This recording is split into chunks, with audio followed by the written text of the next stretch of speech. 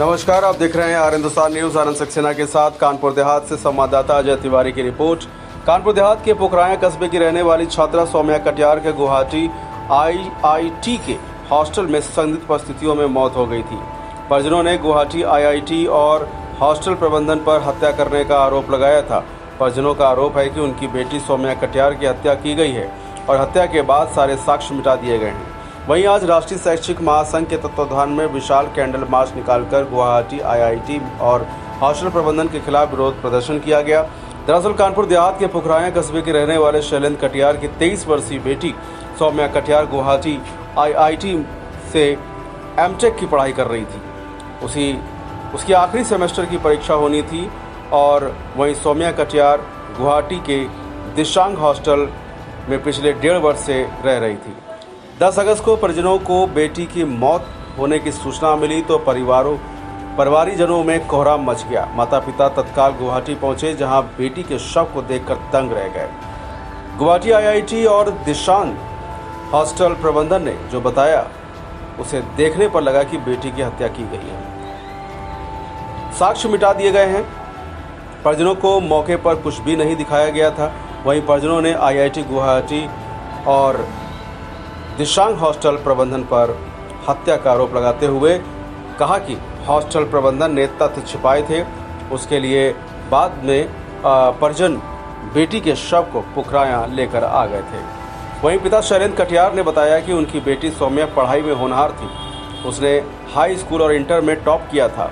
शैलेंद्र कटियार ने गुवाहाटी IIT और Dishang hostel प्रबंधन पर बेटी की हत्या किए जाने का आरोप लगाया है और कहा है कि बेटी को IAS तो नहीं बना सके, लेकिन बेटी को न्याय दिलाने के लिए आखिरी सांस तक लड़ाई लड़ेंगे।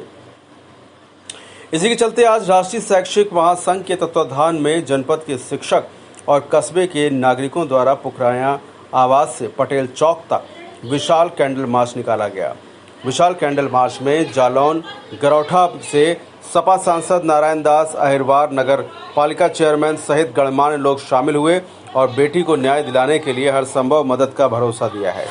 फिलहाल आप सुरक्षित रहिए, जुड़े रहिए आर हिंदुस्तान से। नमस्कार जी। वहाँ पर गए, वहाँ पर उन्होंने प्रयास किया मिलने का, लेकिन किसी ने मिलने का प्रयास नहीं किया और उन्हें दूर भगा दिया।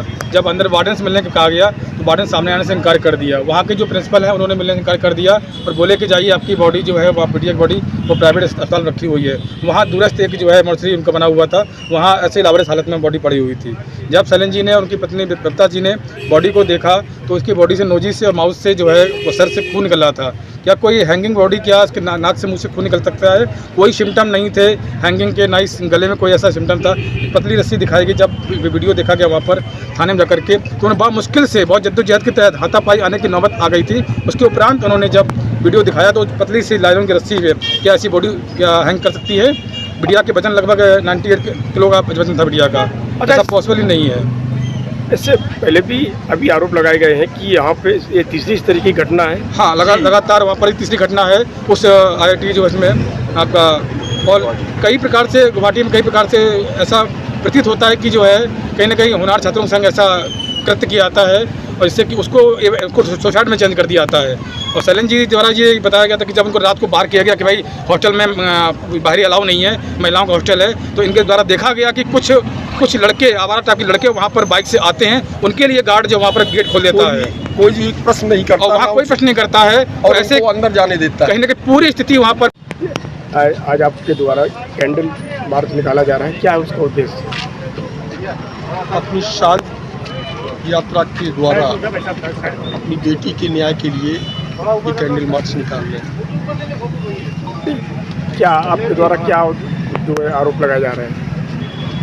हमें वहाँ पर हॉस्टल प्रबंधन और विद्यालय प्रबंधन द्वारा कोई भी सपोर्ट नहीं मिला, कोई भी जानकारी नहीं दी गई, कोई भी सहयोग नहीं किया गया।